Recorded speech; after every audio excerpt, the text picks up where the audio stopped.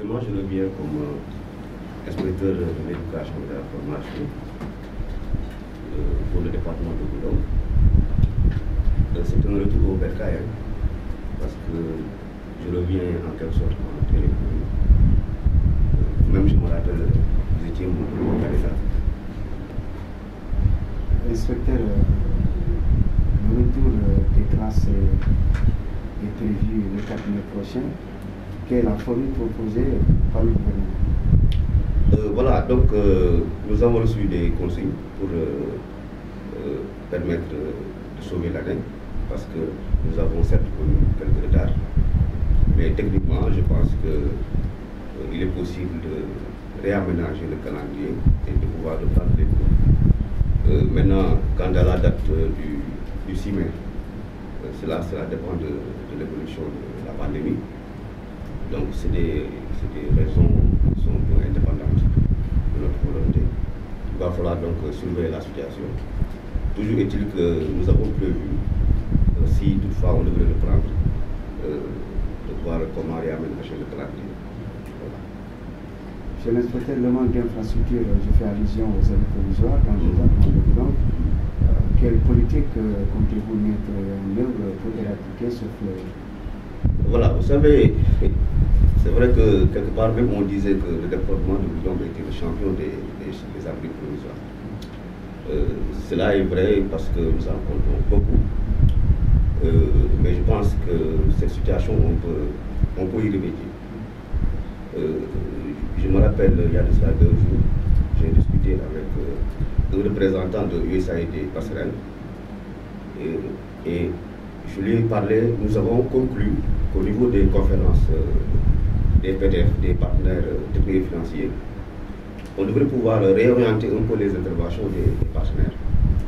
Au-delà donc des investissements des collectivités territoriales, de l'État, on pourrait, lors de ces conférences des partenaires, réorienter un peu leur appui pour essayer d'accompagner ce plan de résorption donc des appuis provisoires. Donc ça, c'est une première idée qui va nous permettre donc de construire et de limiter un peu la politique de formation. Parce que déjà en 2010, quand j'étais là, je me suis rendu compte que souvent les partenaires, ils mettaient beaucoup plus l'accent sur la formation. C'est un volet très important, mais si on veut s'inscrire dans la durabilité, dans les actions pérennes, nous avons intérêt quand même à investir dans la construction. C'est ça que je voudrais donc leur proposer au cours d'une table de concertation, autour d'un dialogue de gestion, pour qu'on harmonise nos efforts, justement pour connaître à bout de ce problème.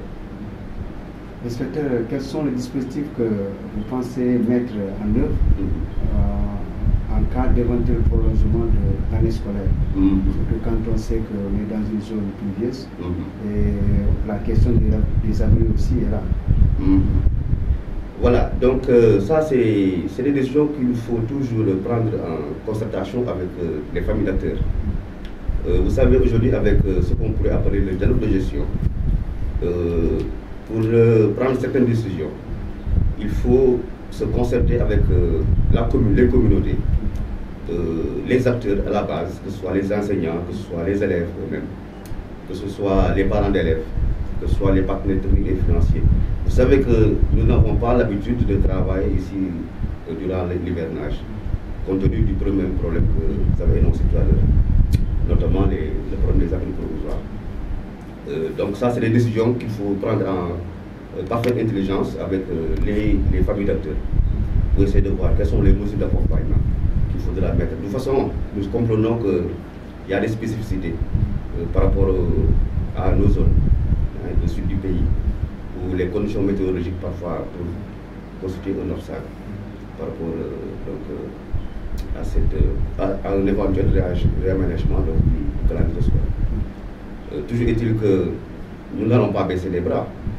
Si par nécessité nous devons travailler, quelles que soient les conditions, nous sommes obligés donc de nous adapter. Voilà, donc ça c'est en tout cas la vision que nous avons, faire de sorte que vraiment qu'on puisse assurer la continuité de la vie. Inspecteur, le gouvernement a mis en place une initiative dénommée Apprendre à la maison pour créer l'équité et l'égalité au sein de la communauté éducative. En quoi consiste ce programme, cette initiative? Bon voilà, vous savez, aujourd'hui, avec ce qu'on appelle les systèmes d'information, les systèmes informatiques, on va de plus en plus vers un monde presque virtuel. C'est la pandémie du Covid-19 qui a révélé un peu ces réalités. Mais de plus en plus, on essaie de vraiment faire tomber ces barrières physiques.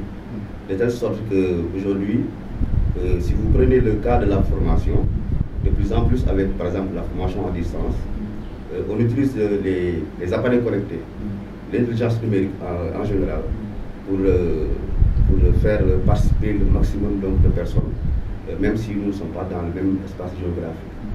Donc ça, c'est une donnée, vraiment c'est une tendance inévitable. Nous allons devoir nous adapter par rapport à cette évolution donc, de la technologie. Ça déjà, c'est quelque chose d'inévitable. Maintenant, par rapport au contexte actuel, aujourd'hui, présentement, qu'est-ce qu'on peut faire réellement? Si ce n'est investir justement ces outils. Concrètement, on ne peut rien faire. Parce que tout le monde est d'accord que le virus se nourrit, s'entretient à travers les contacts physiques d'homme à homme. Donc, nous sommes dans l'obligation de trouver des solutions par rapport donc, à l'intelligence numérique. Et c'est donc dans cet ordre d'idée que le niveau central, le ministère, a initié le programme Apprendre à la maison, qui utilise la plateforme Classroom. Donc nous avons reçu les instructions par rapport à cela. Nous l'avons diffusé, ces instructions au niveau donc, des groupes WhatsApp qui regroupent les chefs d'établissement, les directeurs et justement le chargé des TIC de l'IEF est à la disposition 24 heures sur 24 pour accompagner justement ces chefs d'établissement par rapport aux difficultés éventuelles, par rapport à l'instruction, par rapport à comment exploiter cet outil. Maintenant, vous allez me dire que nous sommes dans une zone où on pourrait parler de fracture numérique. Cela va de soi. Il y a donc des mesures d'accompagnement sur le plan technopédagogique qu'il faudra prendre. Donc par rapport aux initiatives locales, j'ai beaucoup aimé l'initiative de jeunes enseignants bénévoles, CEBS, désignés de CEBS. Voilà donc une correspondance que j'ai reçue. Donc c'est une association dirigée par Papa Moussa Ndiaye, qui est un professeur de SVT au lycée de Tanaf. Et pour faire face donc à ces obstacles liés à la fracture numérique, si on peut l'appeler comme ça, donc lui, ils ont initié, ils ont investi le réseau câblé des télévisions locales. C'est des télévisions qui sont reliées, interconnectées par des câbles et qui peuvent diffuser des programmes locaux. Donc ça permet de régler le problème de l'absence du signal de certaines grandes chaînes de télévision qui sont investies un peu partout sur le territoire national. Cela permet aussi d'être beaucoup plus proche donc, des populations. Maintenant, il y a eu une synergie d'action qui a été générée au niveau de TANAF avec l'implication des autorités administratives, les autorités territoriales, les parents d'élèves. Et je vous dis que par exemple, pour le réseau câblé, celui qui s'occupe du réseau câblé a accepté gratuitement d'accompagner cette association. Moi je pense que ça, ce sont des types de mesures qu'on doit multiplier et faire de sorte que tous les enfants se sentent touchés, concernés donc, par cette mesure. Il y a d'autres solutions qui sont dans ce qu'on pourrait appeler le circuit de la réflexion. Je me garderai de le dire, mais je peux vous assurer tout de suite qu'au niveau national, on est presque sur le point de finaliser au moins 4 scénarios selon l'évolution de la maladie et que vraiment le ministre tient à ce qu'on respecte le principe d'égalité et celui d'équité. Pour cela, il y aura pas de Au niveau de Goudon commune, je veux dire, est-ce que vous avez rencontré les acteurs du système pour prendre l'exemple de TANAF? Voilà, avant de vulgariser, il y a des préalables qu'il faut prendre. D'abord, les contenus. Tantôt je parlais de dispositions technopédagogiques. Avant de généraliser, il faudrait d'abord avoir une idée de ce que c'est les contenus qui sont donc enrobés dans la stratégie. Parce que n'importe qui ne peut pas un beau matin se lever et diffuser par exemple un message pédagogique. Il faut une validation au préalable. Et sur le plan technique, ça demande aussi une certaine concertation. Donc dans un premier temps, je m'en suis ouvert à l'IA. Ensuite, il nous a donné quelques pistes de réflexion par rapport aux ressources numériques qui ont été distribuées par le passé au niveau des établissements. Donc, nous sommes en train de faire la cartographie de ces établissements qui ont reçu ces ressources-là avant de pouvoir aller. Quelle place occupe le département de Goudon au niveau des examens nationaux? Bon, si on replace les résultats de Goudon par rapport donc à l'évolution, à l'historique même, on se rappelle tous dans la douleur que les débuts ont été difficiles, surtout entre 2010 et 2014. Mais cette courbe-là, on a senti quand même que cette courbe a eu quand même ascendante après les années 2014-2015, etc. Les résultats. Donc au CFE, ça va. Le problème, c'est un peu au niveau donc, de la transition entre les classes de 3e et les classes de seconde. Nous, par exemple, nous n'avons pas suffisamment fait de bons scores dans les filières scientifiques. Et avec le parcours, vraiment, quand même. Vous allez nous dire votre dernier message au moment de la fin. Voilà, le dernier message, c'est replacer un peu les ambitions en matière d'éducation et de formation au niveau de l'IEF de Goudon. En 2009, l'IEF a été créé. Entre 2009 et 2012, donc c'était de mettre en place une structure capable donc de répondre aux besoins des populations. Entre 2012 et 2020, l'IEF a grandi. Aujourd'hui, il s'agit donc de développer l'IEF. Moi, donc, ma mission, et je le dis en toute modestie, c'est de participer au développement donc, de cette institution. Quand je parle de développement, c'est déjà essayer d'arriver à un maillage complet du territoire, faire de sorte que toutes les parties donc, de Goudon soient dans le dispositif, soient concernées par les politiques locales donc en matière d'éducation et de formation. Je veux vous donner par exemple un exemple avec le problème de la formation professionnelle. Je me suis rendu compte que depuis 11 ans que l'IEF existe, on n'a pas encore de centre de formation professionnelle. Ça, c'est un problème. Donc, l'un de mes premiers chantiers, Inch'Allah, si Dieu nous le permet, c'est de mettre en place un centre de formation professionnelle. L'autre chantier, c'est faire de sorte que, vous l'avez dit tout à l'heure, les abris provisoires.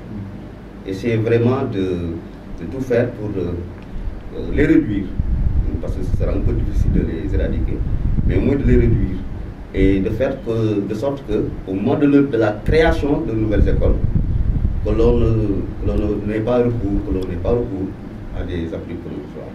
Déjà, c'est une politique qui peut nous aider à résorber donc, ces abris provisoires. L'autre chantier, c'est l'excellence. Je voudrais, avec l'appui des familles d'acteurs, pouvoir mettre en place un circuit intégré de l'excellence en partant depuis le préscolaire jusqu'au lycée. Cela veut dire que nous devrions avoir un CEM d'excellence et pourquoi pas un lycée d'excellence. Donc, sur le plan aussi des filières scientifiques et techniques, Je voudrais aussi avoir un lycée technique quand même qui réponde aux normes.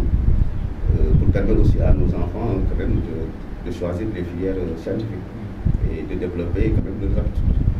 Voilà, donc ça c'est quelques pistes encore que je devrais en tout cas animer autour d'un projet professionnel, un projet qui va donc se centrer sur 2 ou 3 ambitions tous les 3 ans afin de développer une. On vous remercie, monsieur l'inspecteur.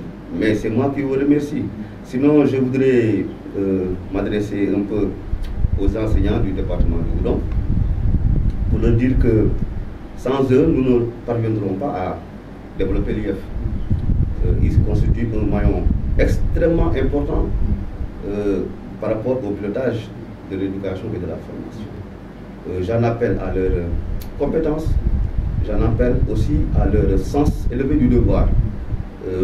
J'ai eu la chance d'avoir pratiqué plusieurs communautés éducatives et souvent ce qu'on nous dit c'est que on ne sait pas par quelle alchimie les agents, les enseignants qui passent par la Casamance sont souvent mieux préparés à gravir les échelons de la pyramide professionnelle en termes d'éducation et de la formation. Un de mes amis nouvellement nommé IEF quelque part me dit est-ce que tu as vu déjà la liste de ceux qui ont été nommés? Ils ont tous fait la Casamance, ils ont tous fait le sud du pays. Donc ça veut dire que nous avons ici un terreau fertile pour faire essaimer, faire germer et faire essaimer le maximum de compétences possibles. Rien ne nous est impossible si nous voulons bien nous investir dans la tâche. Donc cela veut dire que nous devons avoir des valeurs cardinales autour desquelles nous allons donc essayer de construire le projet. Ce que je voudrais leur dire et que j'avais déjà eu à répéter en 2010, c'est que l'une des valeurs les plus importantes pour un enseignant, c'est le respect. Le respect envers l'institution que nous représentons tous, quel que soit notre lieu de service. Le respect pour les enfants. Parce que sans élèves, il n'y a pas d'élèves, il n'y a pas d'enseignants, il n'y a pas d'inspecteurs, il n'y a pas d'IEF, il n'y a rien du tout. Nous sommes là pour les servir. Le respect de soi-même. Parce que le respect commence d'abord par soi-même. Dans le comportement, dans les attitudes, dans les apparences, dans les communications, dans le langage corporel. Donc dans tout ce que nous faisons, nous devons vraiment nous traiter nous-mêmes d'abord avec respect. Ensuite, le rapport au savoir. Moi je pense qu'un enseignant ne doit jamais cesser d'apprendre. Pour cela, il faut respecter le savoir. Ce n'est pas par hasard qu'un grand philosophe disait tout ce que je sais, ce que je ne sais rien. C'est de l'humilité. C'est de l'humilité. C'est un respect par rapport au savoir. Le savoir, il faut le respecter pour pouvoir l'aimer. Pour pouvoir le dispenser, il faut d'abord le respecter. Et pour le respecter, il faut vraiment faire par rapport avec les livres, faire par rapport avec les documents pédagogiques. Donc je les exhorte à travailler davantage. Je sais qu'ils en sont très capables et je leur dis à très bientôt. Voilà. Entre 2018 et 2019. Voilà, donc le bref passage, si je peux l'appeler, mais très riche passage que j'ai eu à faire à Diamniadio pendant 6 ans, où on avait fini vraiment de constituer une famille.